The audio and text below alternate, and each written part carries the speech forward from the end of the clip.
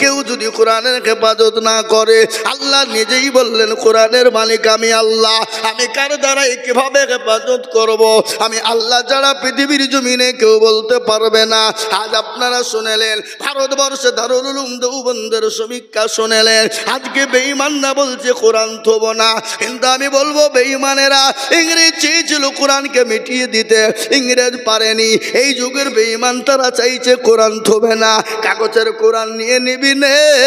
কিন্তু জানি গোটা ওয়ার্ল্ডের মাটিতে একটা নয় দুটো নয়, আমি আজিজুল হক বলে দিয়ে যাচ্ছি, দারুল উলুম দেওবন্দের সমীক্ষা 6.5 কোটি কোরআনের হাফেজ মজবুত রয়েছে। জোরে বলুন সুবহানাল্লাহ।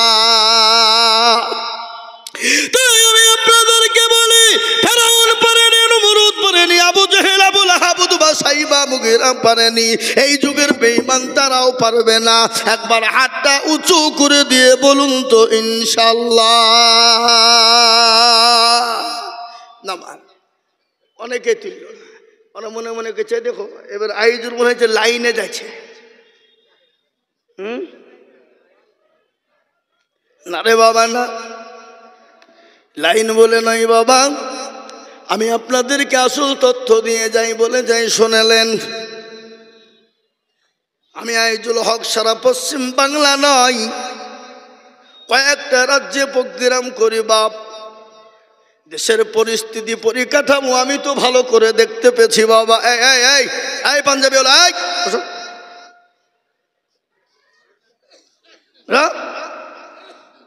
জাল লাগছে নাকি? মুখ খুলো। এই যে মুখ ঢেকে ঘুরিয়ে বেড়েছে সব গোলমেলিয়ে মাল। দেখবেন যারা ওই মুখ ঢেকে ঘুরিয়ে বেড়েছে মনে হচ্ছে এখনো করোনা আছে। ও করোনার নাম করে যে কত করোনা করছে আল্লাহ জানে। কি বুঝছেন আপনারা? বুঝতে পারলেন আমার কথাটা? হ্যাঁ মুসলমান, তাই আমি আপনাদেরকে বলি বাপরে, আজকে মুসলমান শুনেলেন, যদি মুসলমানদের কাছ থেকে খোদা না খাস্তা কোরআন চলে যায়,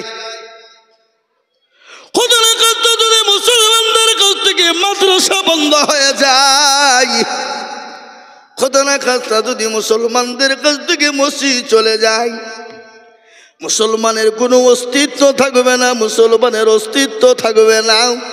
মুসলমান দুনিয়ার জমিনে বেঁচে থাকার কোনো তার লাভ হবে না, তার গাড়ি বাড়ির টাকা পয়সা সম্পদে কোনো কাজ হবে না। কিন্তু আমি আর একবার আপনাদেরকে বলবো বাবা, হাজারো চেষ্টা বেঈমান না করুক না কেন, ইসলাম কোরআনকে মিটিয়ে দিতে পারবে না।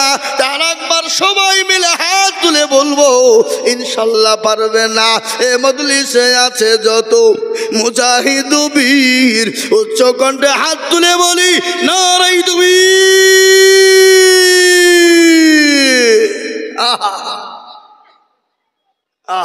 কিছু লোক এখনো তুলেনি, ওরা মনে করছে মৌলবি দেখতে পাবেন না। বুঝা যারে বোঝায় না রে তারে বোঝাই কে, আর না বুঝা যে হুমু করে তাকে ভূতে ধরে আছে। ঠিক না? মুসলমান বুঝেও বোঝে না যারা, তাদের বোঝাই কে। কিন্তু কান করে শোনেনি, যারা তুলে দিল তারা জিতে গেল, যারা তুললো না তারা হেরে গেল বাবা। ও মনে করবে মৌলবি দেখতে পাবে না, ওরা মনে করবে মৌলবি দেখতে পাবে না। কিন্তু মৌলবির সাথে তো সাথ নাই, যেটা দেখে সেটাকে, যেটা কেউ জানে না সেটা জানেন কে, যেটা কেউ বুঝে না সেটা বুঝেন কে। সবাই বলে আমি ভালো, আমি জানি কি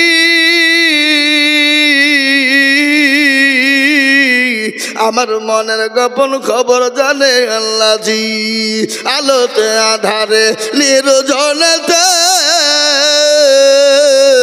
কোথা কি করেছ তুমি সব জানে সে, তাহারি চোখে থেকে যাবে না পাখি আমি জানি কি। ও মুসলমান গো, সকলের কাছে ফাঁকি দেওয়া যাবে, আমার আল্লাহর কাছে ফাঁকি দেওয়া যাবে না। আজকে কোরআনের কথা শুনতে মন চায় না, কিন্তু একটা ঘটনা আমার মনে হয়ে গেল রে বাবা, না বলেও থাকতে পারি না। আবু জেহেল কিন্তু দিনের বেলায় কোরআনের দুশমনি করত, দিনের বেলায় দিনের বেলায় নবীর দুশমনি করত, দিনের বেলায় ইসলামের দুশমনি করত।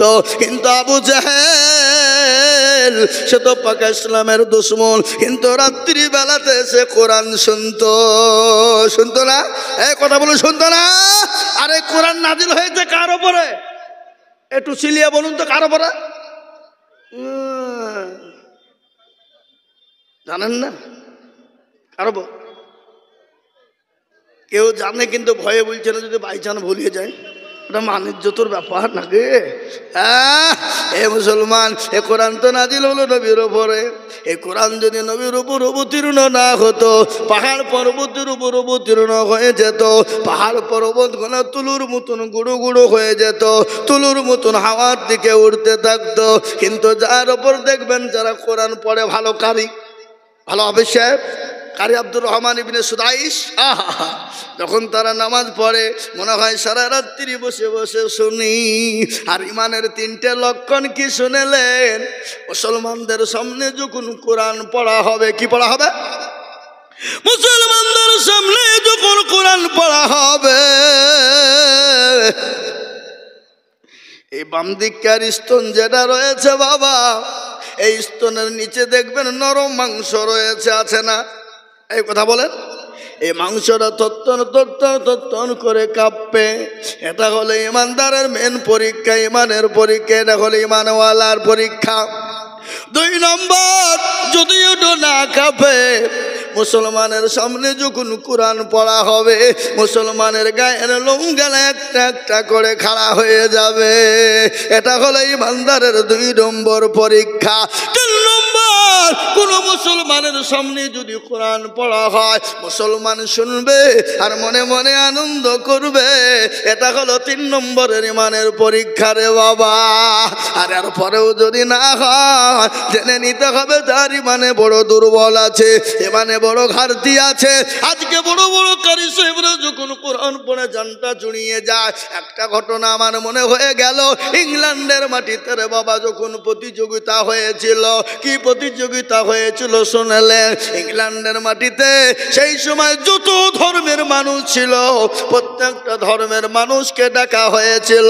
আর প্রত্যেকটা ধর্মের মানুষকে তার কিতাব থেকে তাদেরকে শোনানো হতো, বাইবেল শোনানো হতো, ত্রিপিটক শোনানো হতো। ও মুসলমান গো, যত ধর্ম রয়েছে সমস্ত ধর্ম হাজির। শুনলেন? এটা মারাত্মক ঘটনা। সমস্ত ধর্মের মানুষ জমা। কিন্তু সেখানে তো একজন জাজমেন্টের প্রয়োজন আছে, আছে না নাই? জোরে বলুন। জাজমেন্ট নাই? দেখবেন আমাদের দেশে আজকাল জালসাতে প্রতিযোগিতা হয়, কুইজ হয়, হয় না? কুইজ হয় না? প্রতিযোগিতা, কুইজ। সেরকম একজন জাজমেন্ট থাকে। আজকে যেমন এই জালসার সভাপতি আমাদের মৌলানা এখানে বসে আছে, মৌলানা হুজুর, হ্যাঁ তাই তো নাকি? হ্যাঁ, সভাপতি সাহেব, যিনি একজন জাজমেন্ট। কিন্তু ইংল্যান্ডের মাটিতে একজন জাজমেন্ট হয়েছিল, খ্রিস্টানদের ঘরের ছেলে। শুনেলেন ভালো করে? এবং প্রত্যেকটা ধর্মের মানুষকে তাদের কিতাব থেকে 10 মিনিট করে পড়তে বলা হয়েছিল। ক মিনিট? যারা বলুন। 10 মিনিট করে প্রতিটি ধর্মের মানুষকে পড়তে বলা হয়েছিল। কিন্তু এখানে একটা বেল ছিল, 10 মিনিট হয়ে গেলে বেলে টিপুন পড়ে যেত, অটোমেটিক বন্ধ হয়ে যেত। কিন্তু মুসলমান গো, বুদ্ধ ধর্মকে বলা হলো শোনাও, হিন্দু ধর্মকে বলা হলো শোনাও। ও মুসলমান, খ্রিস্টান ধর্মকে বলা হলো শোনাও। প্রত্যেকটা ধর্মকে একটা একটা করে শোনাতে বলা হলো। কিন্তু 10 মিনিট হয়ে যায় আর সুইচে অটোমেটিক চাপ পড়ে যায়। কিন্তু লাস্ট বেলাতে যিনি শোনাইবেন তিনি কে জানে? কারি আপনার, তিনার নাম হলো কারি বাসিদ। মিশরের কারি বাসিদকে বলা হলো, কারি বাসিদ গো, তুমি কোরআন শোনা, তোমাকে 10 মিনিট টাইম দেওয়া হলো। কারি বাসিদকে জাজমেন্ট যখন 10 মিনিট সময় দিল রে বাবা, কারি বাসিদ এমন একটা সূরা পড়লেন যে কাল কিয়ামতের দিনে আমার আল্লাহ ওই সূরাটা নিজেই তিনি পড়বেন। জোরে বলুন সুবহানাল্লাহ। আমার আল্লাহ কাল কিয়ামতের ময়দানে, হাসরের মাঠে আল্লাহ নিজে কোরআন পড়বেন। আর ওই কোরআনের মধ্যে একটা সূরা আছে, সেই সূরাটা তিনি নিজেই পড়বেন। সেই সূরাটা পড়তে শুরু করে দিল কারি বাসিদ। জাজমেন কিন্তু বসে আছে কারিবাসির শুরু করে দিয়েছে রহমান আল্লামাল কোরআন খলাকাল ইনসানা আল্লামাহুল বায়ান আশ-শামসু ওয়াল কমারু বিউসমান এরকম করে যখন পড়তে শুরু করে দিল ও মুসলমান গো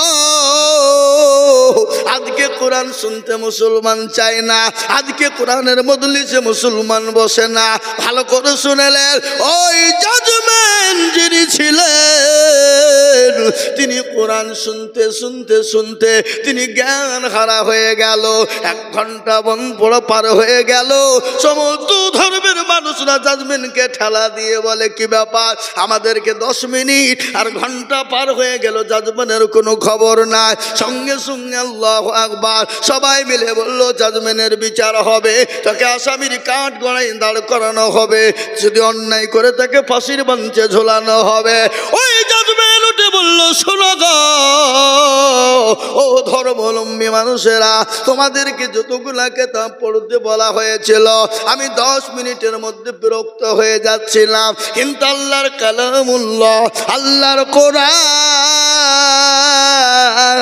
এত মধু এত মধু এত মধু আমি শুনতে শুনতে আমি জাজমেনি ভুলে গেছি আমি টাইমের কথা ভুলে গেছি আমি বুঝতে পারি না এর জন্য আমি তোমাদের কাছে ক্ষমা প্রার্থী একবার চিলিয়ে বলুন আলহামদুলিল্লাহ এই মুসলমান এই কোরআন তো মুসলমানের যুবকরা পড়তে পারে না মুসলমানের যুবকরা কোরআন চিনে না এই কোরআনের কারণে আজকে অস্ট্রেলিয়ার মাটিতে আপনার খ্রিস্টানদের সব থেকে বড় পাদ্রী যিনি যার নাম হলো ডেভিড গোল রে বাবা এই কোরআনের কারণে 1/1/2024 তারিখে বাবা 1/1/2024 ঘটনা ডেভিড গোল 1 নয় 2 নয় নিজে কোরআনের জন্য কলমা পড়ে মুসলমান হয়ে গেলে খালি মুসলমানই না 10,000 মুরিদকে সঙ্গে নিয়ে কলমা পড়ে মুসলমান হয়ে গেল জোরে বলুন সুবহানাল্লাহ জোরে বলুন সুবহানাল্লাহ কোরআনের জন্য সে মুসলমান হয়ে গেল আর আমরা কোরআনের জন্য হাত তুলতে বললে আমাদের হাতটা ওঠে না তাই আমি আরেকবার আপনাদেরকে বলবো ইনশাআল্লাহ বেঈমানরা যতই চেষ্টা করুক না কেন কোরআনের ক্ষতি করতে পারবে না আরেকবার হাতটা উঁচু করে দিয়ে বলুন তো ইনশাআল্লাহ চলুন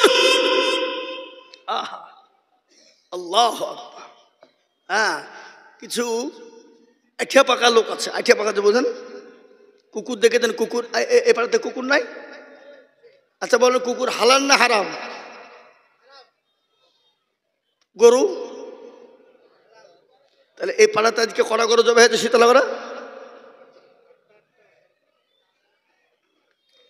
মুসলমানরা জন্মের খাবার খায় গরু খায় না কিন্তু গরু বছরে কটা হয়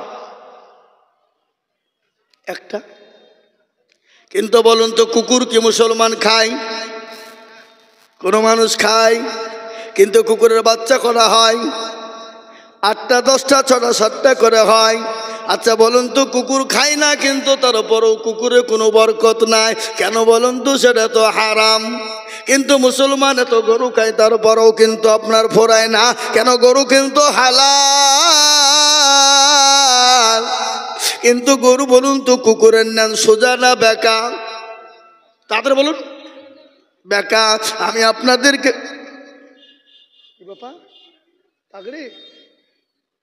আল্লাহ ও মুসলমান আপনারা ফলন দেখতে পাবে বাবা মানুষ তো মাঠে ফসল বললে ফলন নাই না বলুন ধান বলেন গম বলেন রসুন বলেন পেঁয়াজ বলেন এবার তো রসুনের যা দাম গেল এর জন্য গোটা পাড়া গোটা মাঠ গোটা আনঠা কাটতে সব রসুন লাগাইছে বাপ লাগায়নি এবছর এই মাদ্রাসা যে ফলন আপনারা দেখতে পাবেন আমার পরেই হয়তো পাগড়ি পরানো হবে কিন্তু আমি আপনাদেরকে বলবো দরদে মুসলমান গো কুকুরের নাম দেখবেন বেকা কিন্তু যত খেয়াত ইসলামপুর থানা থেকে আনবেন, কুকুরের ন্যান্ডা ডলবেন, শার্ট করে ছেড়ে দিবেন, আবার বেকা হয়ে যাবে।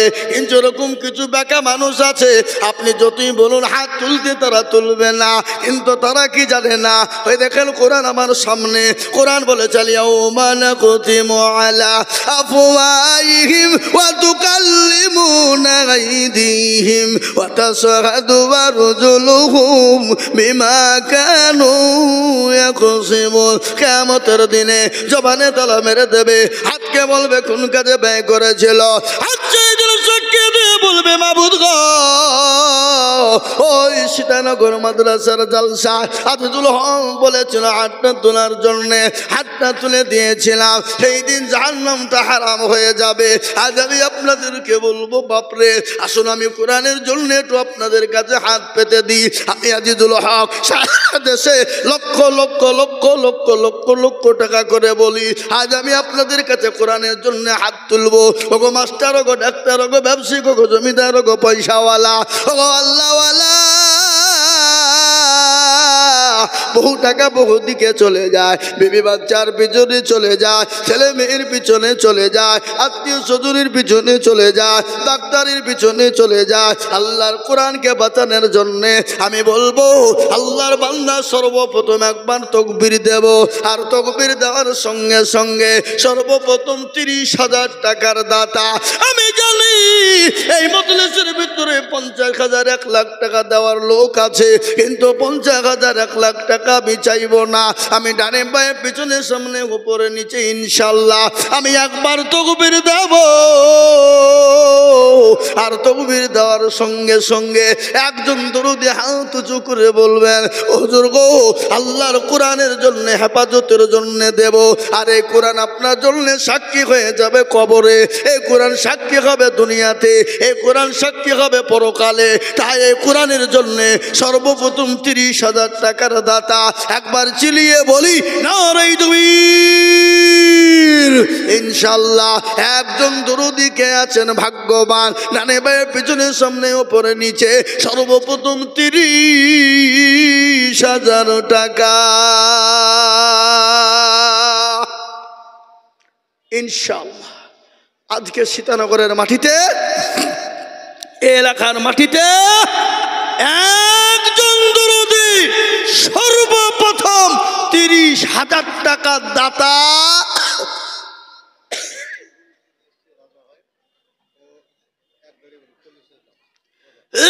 সুবহানাল্লাহ। এই দেখেন ঘরে বসে আছে মেহমান, বীরভূম বোলপুরে বাড়ি, রাজা ভাই, তিনি এক গাড়ি বালি দিবে মাদ্রাসায়, 40,000 টাকা দাও। এক জোরে জোরে সরে মোহাব্বত দিয়ে বলি না রে তুমি,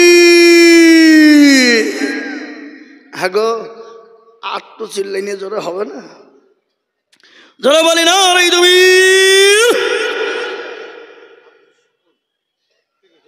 সুবহানাল্লাহ। কত বাড়ি? আল্লাহু আকবার। আব্দুস শুকুর 30,000। একবার মোহব্বত দিয়ে বলি না রে তুমি। আল্লাহ রবিয়া বান্দা আব্দুল শুকুর ছিল, এ সর্বপ্রথমেতে 30,000 লিখিল, এই আরো দোয়া করে আমি বান্দার কারণ দিন বান্দাকে তাকে সুখের জীবন। মনে বড় ছিল বান্দার ছিল বড় আশা, এই 30,000 টাকা দিয়ে বানাবে মাদ্রাসা, আল্লাহুম্মা আমিন। এই দেখেন আল্লাহর বান্দা শুকুর আলী, তিনি 30,000 টাকা দাতা, আল্লাহ কবুল করে নিও, আল্লাহ তুমি জানে মালে বরকত দিও। এই দেখেন 30,000 টাকা 1 নম্বর হয়ে গেল। আমি 2 নম্বর আল্লাহর বান্দাকে বলবো, ও আল্লাহর গোলাম, নবীর উম্মতের দল কে আছো দরদি মুসলমান গো, 30,000 টাকার দাতা, আর একজন দরদি হাত তুলে বলি।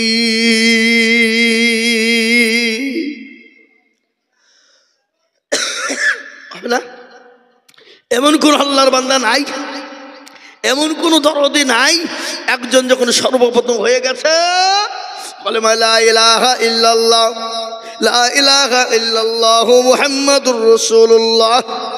কেউ যদি বলে লা ইলাহা ইল্লাল্লাহ বলবো, কিন্তু মুহাম্মদুর রাসূলুল্লাহ বলবো না, সে মুসলমান কোনোদিনও হতে পারবে না।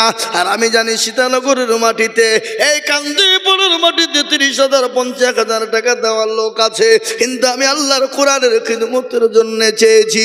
কত টাকা কত দিকে চলে যায়, বিবি বাচ্চা ছেলে মেয়ের পিছনে চলে যায়, ডাক্তারের পেছনে চলে যায়, আল্লাহর কোরআনের জন্য দিলে ফুরিয়ে যাবে না, আল্লাহ বাড়িয়ে দেবে। তাই নাম্বার 2, আর একজন 30,000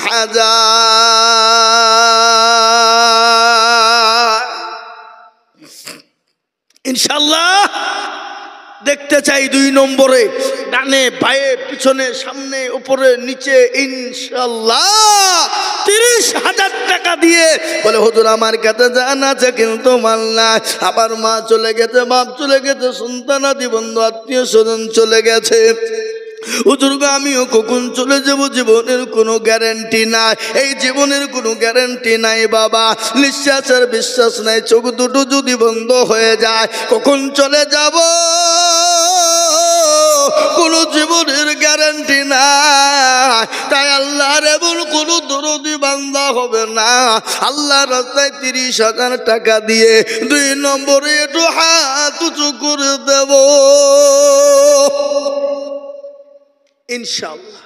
এমন কোন আল্লাহর বান্দা নাই হাগো, আল্লাহর বান্দা আমি জানি ইনশাআল্লাহ 30,000 টাকা দেওয়ার বান্দা এই মজলিসের ভিতরে ডানে বায়ে পিছনে সামনে উপরে নিচে ইনশাআল্লাহ আছে। তার জন্য আমি বলবো, আর একটা আল্লাহর বান্দাকে দেখতে চাই, নাম্বার 2, 30,000। ও বাপ, সীতানগর এই পাড়াতে এমন কোন নবীর প্রেমিক নাই, এমন কোন আল্লাহর পেয়ারা বান্দা নাই হাবাব, আল্লাহর কোরআনের খিদমতের জন্যে 30,000